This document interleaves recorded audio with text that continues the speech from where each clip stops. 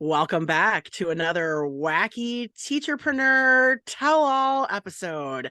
Today, we're going to be talking about a whole lot of nothing. Just kidding.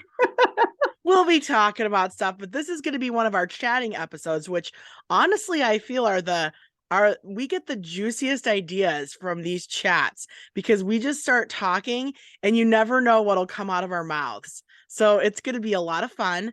And I'm really excited to have you here today. So is Amanda. I'm reading her mind right now. Maybe we'll talk about that. Yeah, this is my backyard. I'm in California. Get it? If you're not watching the YouTube channel, then you're not getting it. You gotta watch our YouTube videos if you really want to connect with us in all of this.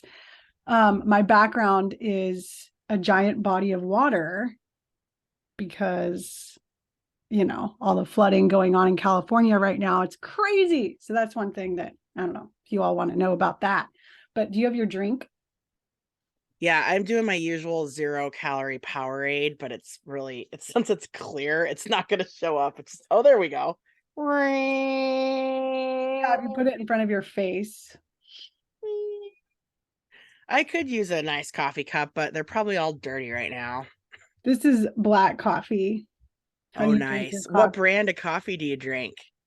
Do you drink a certain It's brand? whatever's on sale between Pete's Coffee and Starbucks. Wow, that blows my mind. I drink a Neman's organic coffee. Can't get enough of that stuff. I actually go into I can have convulsions if it's not around me in the morning. I'm like, where's my Newman's? Me. I've never I'm tried really that. addicted to it. I used to only drink Dunkin' Donuts French vanilla when I did like whole pots, but now I do the little cups. And so, yeah. So cool. My, I'm moving That was on the to most uninterested cool you've ever said. whatever. This is boring. Let's talk about something more Listen, interesting. Newman's organic roast is never boring. Medium roast Newman's, it's amazing. And I'm sure other people listening right now will agree with me. I've never had it, and I appreciate you recommending it to me. Is it at the grocery store, or do I have to Well, buy it you know somewhere what? special? Someday if I come to visit you, then I'll bring you some. Well, wait, is it And only in then you can look Nevada? forward to that for the rest of your life. Tell me where to get it. It's a normal grocery store brand. It's nothing special. You just go to the store and find it. Newman's. Okay, I'll look. I promise I will look next time I'm at the grocery store. So tell Um, me something new that you did this week that's appropriate for this podcast. oh, like for my business, Yeah, no, like anything new going on in your life or anything new you did. So everything. I know you're homeschooling and that can come with a lot of exciting things, right? And then just your life. One new thing. Tell me. Oh man, that's hard because this week has been insanity. There's been a lot of new things, new Okay, development. you can pick 3 new things. I've changed the rules. Shoot. Yeah, maybe I Okay, I'm should. back to one new thing. Okay, one new thing. Let's talk about my puppy. So I have a puppy and we've had her for I think like 2 months now. We got her in November. We were on a wait list for a year to get her. And my family, they're not dog people, and neither am I really. We've always had cats. So this is our first time having a puppy. And it has been very interesting and so fun. And sharp learning curve. So she was with a trainer, a one-on-one trainer for a month before we even met her. And we've had like coaching from this trainer. Um, but that doesn't stop her from misbehaving. Like I thought we were going to get this dog that was so well behaved, and no, she eats her bleep, her own bleep, and and I that's my mom disgusting. adopted 2 dogs and they did that. They not only ate their beep, but they ate like tree bark. Like if there was tree bark, and then they'd go eat the tree bark, beep it out, and then eat the beep.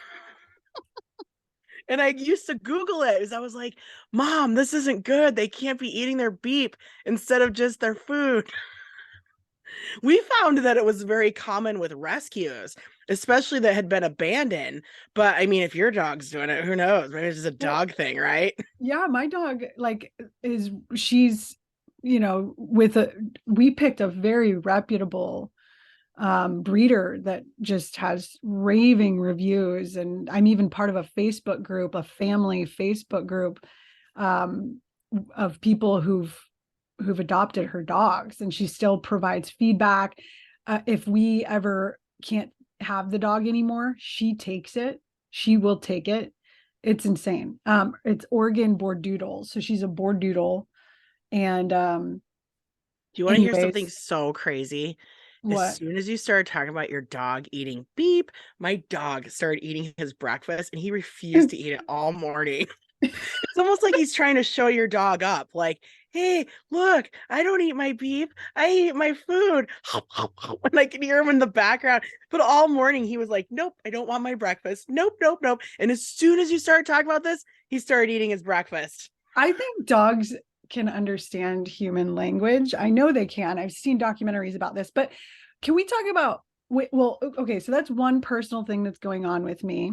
Why don't you share? And I'm still working through this and the disgustingness of it and still loving her unconditionally, even though she does this disgusting thing. What's one personal thing that's going on with you? And then let's talk about something business related, because there's something I want to talk to you about and I want to get your advice about. Oh, So great. I love that. I love giving my advice, especially when people ask, but even when they don't, you still give I'm advice. just like, guess what? Let's see. I didn't do a lot of new stuff this week as we were back at school. And one thing that I guess I have two big worries on my mind. And this would be something new going on. Nothing really positive or entertaining. But you're not here for positivity and being entertained, right? I'm No, just being ridiculous. wacky. So one thing is I'm going to do I'm a librarian. I'm a K-5 librarian. Oh yeah, And I interesting. teach classes all day long, right? Yeah. So one thing is I'm getting ready for my first ever book fair. And I didn't think it was going to be like, I thought book fairs were just, they send you some books, you set them on a shelf, and there you go, you sell the books. But there's seriously like 12 videos, a quiz. I have a caseworker. I have all these meetings with Scholastic. Like, it's a really big thing to do book fairs. So that's something sort of new, part of my job that I'm not used to yet. So that was something new. And then I have an assistant. All librarians in my district are supposed to have assistants because we are supposed to teach a class like all day. Like we have to teach a class and we wouldn't have time monitoring the kids to like check in the books and put them all away. So I have an assistant and that is her job, is to check in the books, check out the books, put the books away, organize the books, and clean the library. That's sort of her job. It's really nice. But anyway, she's going kind of on a vacation next week for 3 days. So it's going to be my first time alone without my assistant. And I've been really stressed out. One, I'm stressed out about the book fair. It's in a month, but there's just so much. I had no idea. And then two, I'm stressed out about my assistant being gone because I don't know how I'm going to manage the kids, the lessons, the behaviors, checking in books, checking out books, and putting them all away. I did it one day and I almost died. Wait, And it was a Friday. can And you I get told her I almost died while you were gone. It was horrible. I was not good at juggling the two jobs. am I muted? No, I can hear you. Okay, because I keep saying things and you're like, you keep Oh, going I didn't hear you saying your anything. Sorry. monologue. Well, I was just wondering, is it possible to get assistance from your classes, like kids that you trust and that like are super responsible, or are none of your kids trustworthy? Well, assistants, no, it wouldn't. The problem I think is their age, Mm. because the books that we're using the Dewey Decimal System, and really fourth and fifth graders, it's in their standards to understand the Dewey Decimal System, but those are the kids that, because of some of their behaviors, they don't have the same activities that kindergarten through third grade has. Mhm. So yeah, I mean, and I was thinking that. I was like, gosh, maybe I should start training some fourth and fifth graders to put away these books. We've tried it before, and they're just it doesn't go very good. They put all the books in the wrong spot, despite like months and months and months of training, right?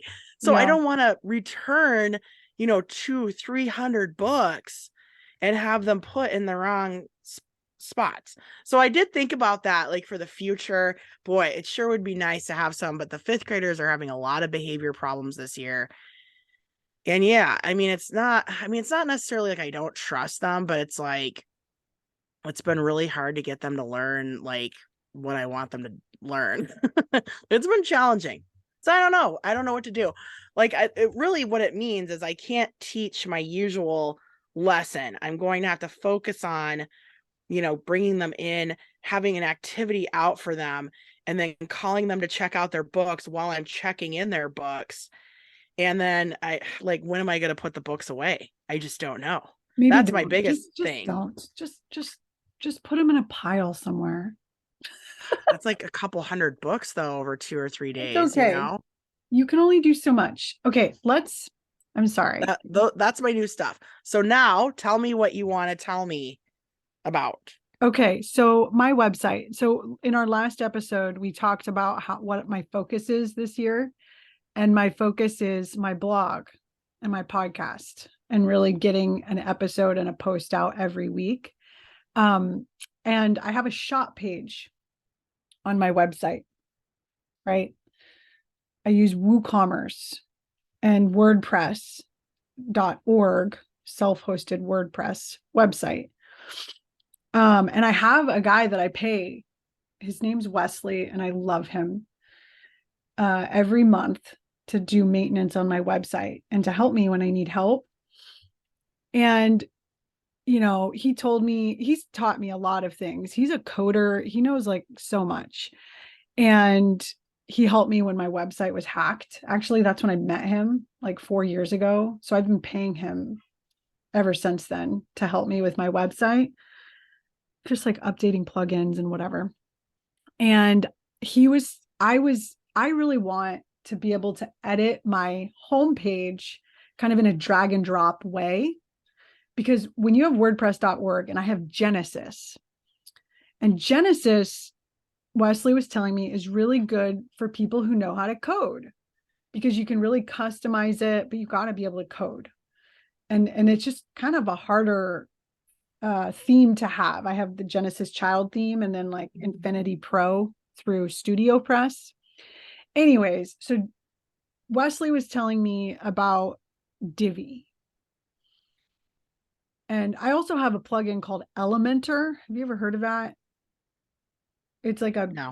drag and drop kind of situation, kind of like Squarespace, which is nice. And I have that for my blog posts, but for some reason it's not working for my home page. So I'm considering, and about Divi. I think you've told me about Divi before. I don't remember. You don't remember? Okay. Well, I probably blocked it out of my memory. Too traumatic by WordPress, I swear.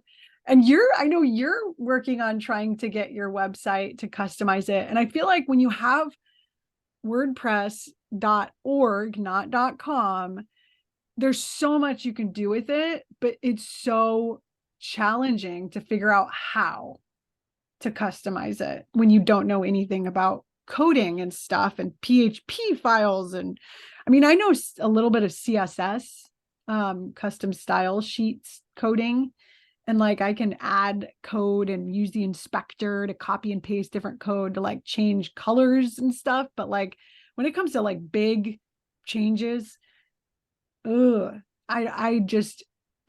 don't know how. And Wesley's helped me, but I'm considering changing my website theme to Divi, which is more of a drag and drop type of WordPress theme. I just want to know your experience with Divi, but you can't even remember. What do you have? I swear you told me about Divi. No. But maybe not. I don't know. I do have a Genesis child theme, I'm pretty sure. I Uh-huh. know my theme though that I chose, it's a Genesis child, but it was like by a certain company. They went out of business a couple years ago. So I've been a little bit worried because they're not like updating, things, but I do keep all the plugins updated. That's one thing I learned. I also had my website hacked and someone completely took it over and I had to hire someone to get it back and revert it back to what I needed. It was really awful. It was horrible. So yeah, I keep the plugins updated, and I have been just worried because I'm like, oh, I got this theme and then these people went out of business. And what does that mean? Like 5, 10 years from now, if there's a major problem with it, I'm going to have to hire a coder. But then I was like, you know what? I should just go to coding boot camp and learn it myself.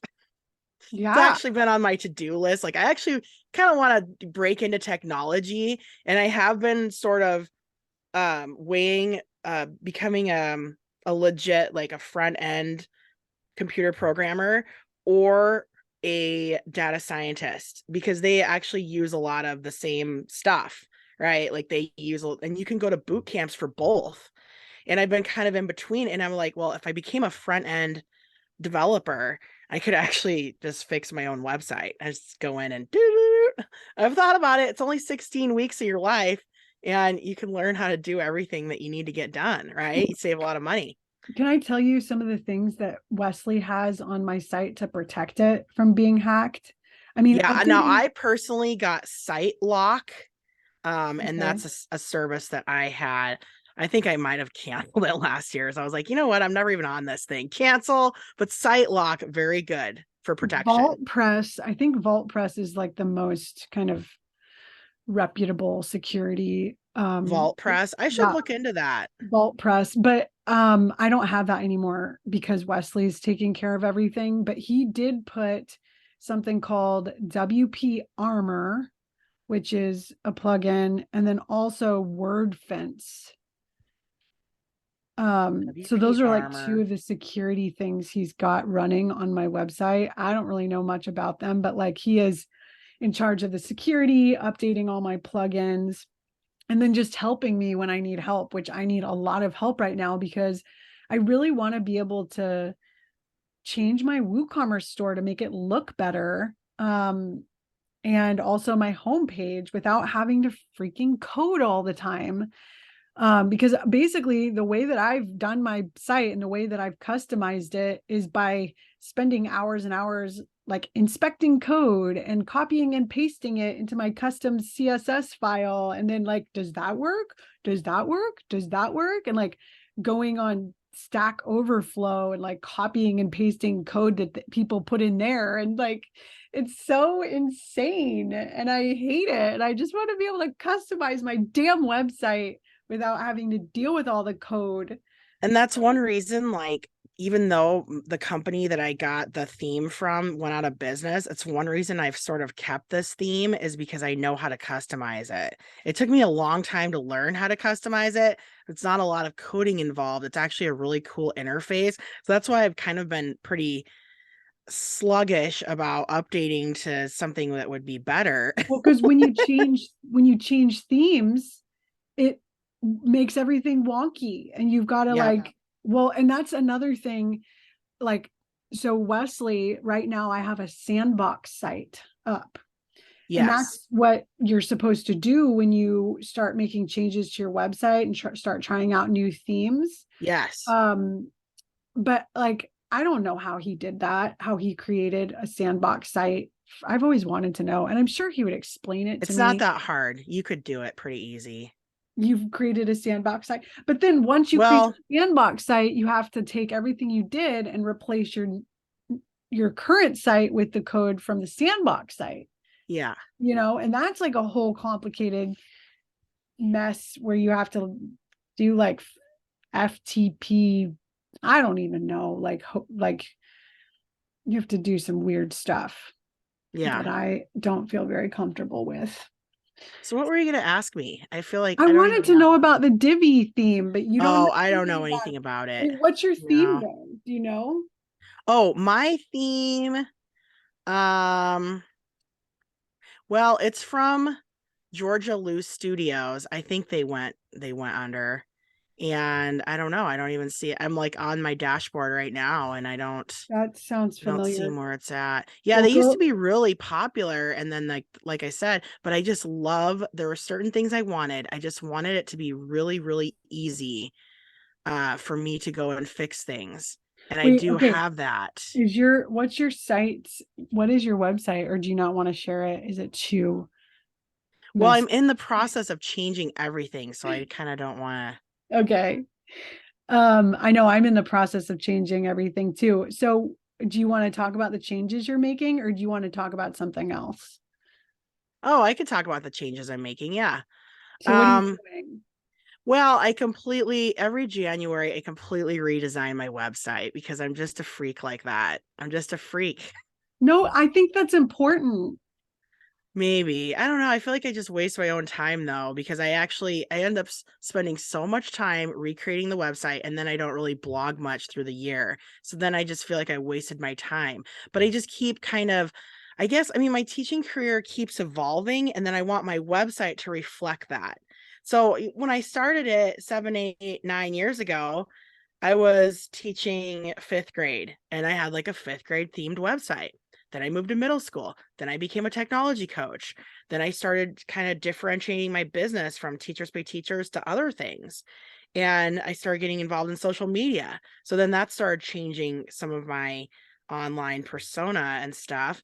And then I went back to fourth grade. And so I wanted my my website to reflect fourth grade from middle school. And now I'm a librarian. I mean, I've made a lot of changes in education. So I'm really thinking like I'm trying to align my website and my blog posts, which I frequently delete or I put in the archives, right? I'm just like, I don't want to look at this anymore. I don't like it.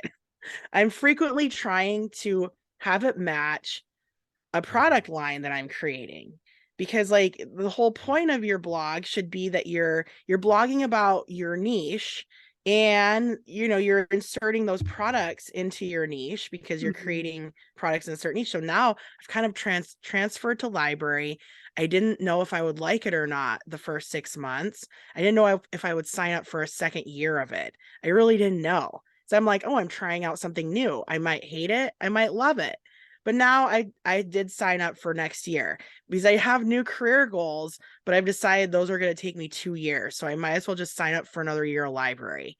So now I'm like, okay, I want my website to reflect my library content and things that I'm doing on social media so I don't have to work so hard. Like I make so many social media posts. I want to start bringing that content into my blog and like kind of instead of just always reinventing the wheel, repurposing my social media posts like on my blog and vice versa. That's what they say you should do anyway. So are But if I'm you really going to focus on library, I needed to change my my main like my little promo boxes which I still have, like the main categories, like the main things that people come to me for. I changed them all well, but out what with the about old and with the products? new. What products are you selling related to library sciences? Well, I do have a few reading journal kind of products, but that's a good question. I started creating a new product because I've been trying to think these last 6 months, what could I sell that has to do with the library? Because that's what people are coming to me for. I'm starting to get known for book recommendations and stuff like that. People are tagging me in picture books and stuff. So I do have a picture book product, right? But I'm going to beef it up. But then I came up with a 6 product bundle that has to do with the library standards. I researched it. Nobody else has anything like it. And I'm putting it together. I started doing it last week. So I'm making a giant library bundle and then I can kind of the 6 pieces to it I can do different blog posts on, and so that's going to be I'm going to have one big library product to start out with. But what about Amazon affiliate links? Because I I feel do like, that. I do that, and they're not, since I don't really have much of a readership. I'm not a blogger. I'm not a blogger. I just have a website. I well, have I a mean, landing page, you social know? media posts every time you post a picture book. Yeah, when I do, well, for books on Amazon, they pay you pennies on the dollar. I know. So, like say if I sold a picture book for $20, they would give me 3 pennies for a $20 picture book. What? 20 cents. Whereas there's other things you can sell on Amazon and make a lot more money on. So, like, example, one of my buddies, she just randomly got like this, I don't know, like a diaper bag or something one day. And she shows this diaper bag. It was over $100 and she had no idea, but the commission on the diaper bag was like $27. And she made over $1,000 sharing this diaper bag. So, like, books are not the best. Like, even though people are coming to me for books, like, I think me making products about books is going to be more profitable than Amazon affiliate links, because Amazon just doesn't pay for books. They do pay for other things. So, like, getting people interested in the books and getting more views. Then when I do find something that is really cool to share with my audience, I could use that. But, I'm not too, I haven't been impressed. Usually every time I try to sell on Amazon, I'll go like a whole weekend. I'll show people like 10 or 12 really cool things. And I'll be like, this is my Amazon haul for like the last month. Check these things out. I will make less than $20. Like, Yeah, that's no, I me know what you mean. pumping it so hard. Yeah, I've done multiple blog posts about books. And yeah, every month I get my like Amazon thing and I'm like, what in the world? I got a How much, $13, do you know how much you make a month on Amazon? Like, I seriously like make about $20 a month. $13. Yeah. Something like that. Yeah, I think yeah, I haven't cracked that code yet of like how One to. time I talked about Amazon every day for a month and I made like $80. But talking about something every day for a month, you should make more than $80. So that's why I'm building this product that has to do with library. And then I kind of reform my blog to make it obvious that I'm a librarian. Like, I didn't have that element on my blog because honestly, I didn't know if I was going to stay in the industry.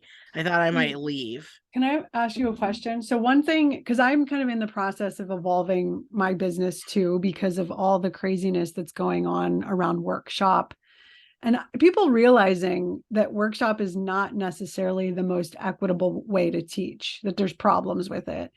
And I think we've always known, I've always known. I mean, every time a teacher is like, my kids aren't working independently, or how the hell do you run conferences?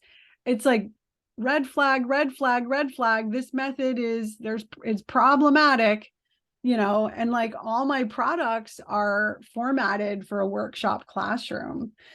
And I've really gotten into equity, like equitable teaching practices, social justice, and the neurodiversity movement, and so I am rebranding, but like my website's amandarightnow.com. And I feel like, fine, I can keep that name, but there's part of me that wants to just start all over.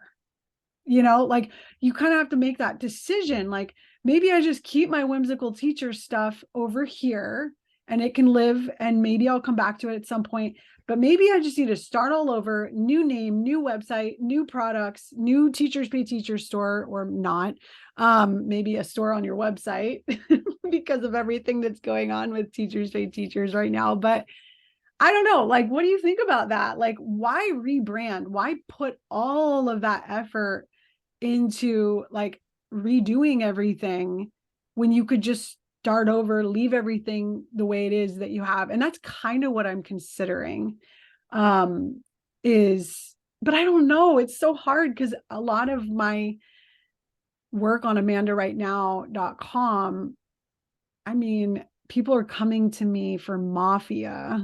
So remember, I made a product for my most popular blog post. And I'm almost like, well, people are coming to me for games.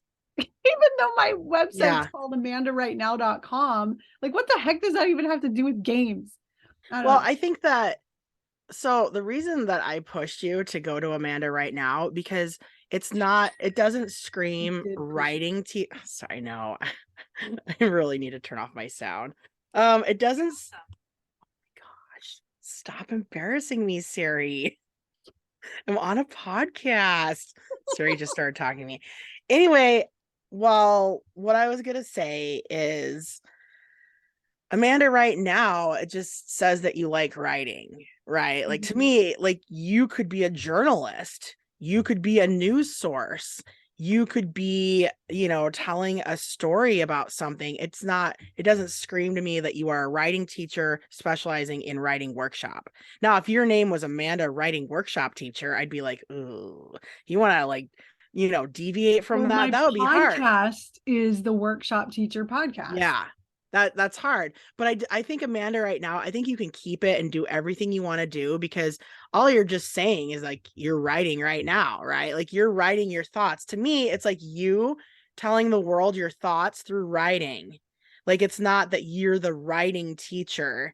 It's that you're Amanda right now. You're like telling people what you're thinking through your writing. And it Yeah, doesn't but all matter my if you're talking about products. games or whatever you want to talk about. I think your brand is nice and open and you can start talking about other things. I think it's fine. I think it's good.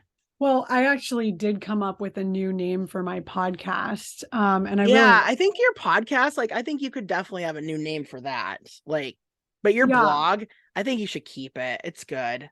yeah, no, I'm going to keep it for sure. I mean, I could get my Wesley to explain to me how to change the name of my website someday.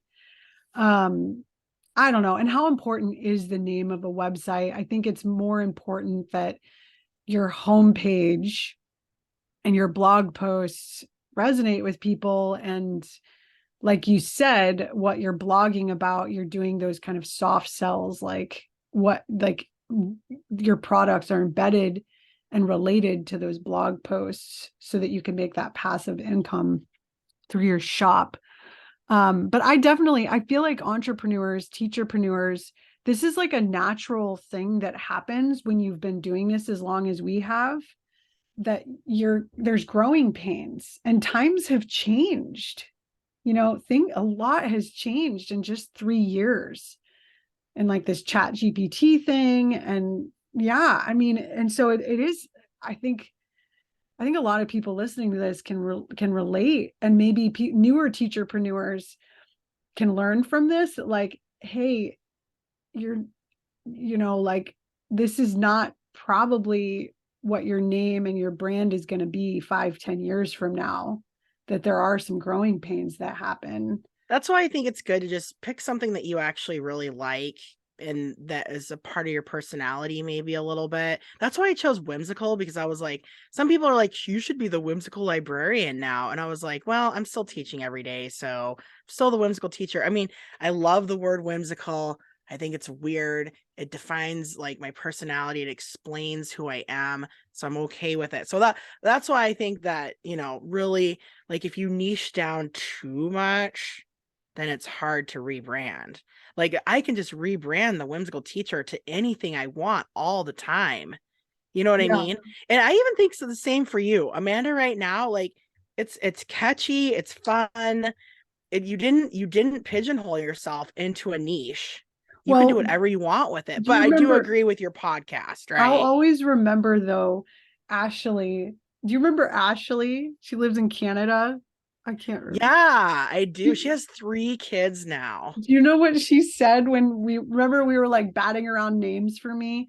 This was like years ago. I don't even know how many, like 6 years ago, we were trying to figure out what the name, because I used to be School Days Simplified and everyone thought that was way too long. And so we were trying to rename my website. And Ashley was like, Amanda right now. And she like, I don't know what she said, but she basically, I think she explained that it implied that I was like a sex worker or something. Yeah. Well, she's kind of a pervert, so it makes sense. Well, I never forgot that though. And I still think that, like, Oh, people yeah. think that I'm like, It is kind of funny. Well, if you didn't know anything about writing or how to spell right, then maybe, but well, yeah, and I then could see where you could think that, but I think for teachers, they know you're not a sex worker. well, but also the problem of, if I tell someone my website, I always have to say WRITE, not, the other right. And that's the same with my last name. So I took my husband's last name and not even realizing that every time that I tell someone my last name, I have to say Werner. People want to do WU Well, no, or no, WI. Warner. Some people are WAR, Oh, right? a different vowel. Dun dun dun. Well, because people misspell Yeah.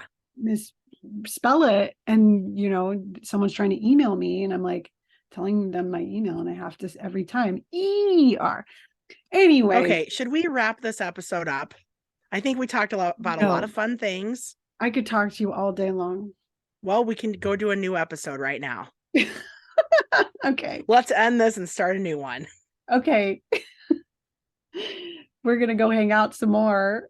Bye, everyone. Toodles. Toodles.